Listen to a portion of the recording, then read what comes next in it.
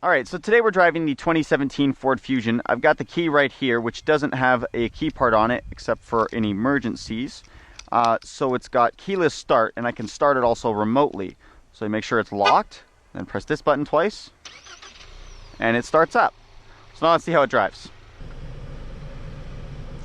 So when you remote start it, you have to press the start button to actually start driving the car. Won't let you just start driving. And yeah, so this is what the interior looks like. I really like, this is very simple layout. It's a touch screen, so I can navigate easily between the different modes.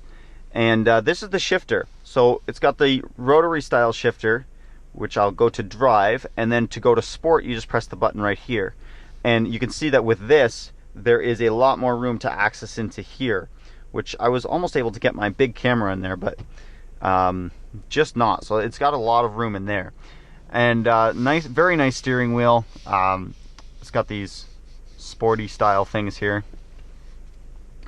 All right, so now let's see how it drives. I'm on this back road here to tell you how this car drives today. So it does not come in a manual, which is fine for something of this kind of car. It's not really what you're looking for in a car like this.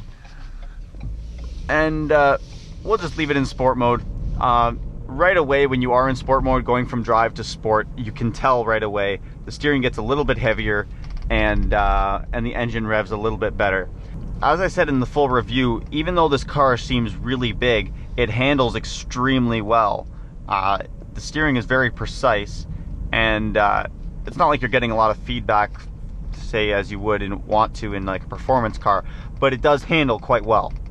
So one thing you'll find with this car when you're using the paddle shifters is they are super delayed, which, as I said before, with the manual doesn't really make a difference if you are, you know, just using it in everyday driving. I would say you'd use that more when you're trying to plan to go up a hill or something like that, very large, and the car doesn't know what's coming, but you do, so you can downshift earlier. But it's not instantaneous at all from when you press the paddle shifter to when it shifts. So like here, I'll downshift from 5th to 3rd. You can see the 5 right there. So shift, number change, and then it shifts. It's very, very, very delayed, but that's okay. It works out fine.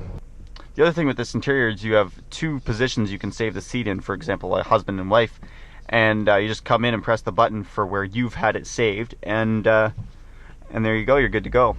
I'm gonna turn off sport mode because it tends to stay in the gears longer, and if you're just casually driving down the road like this, it's not something you necessarily want.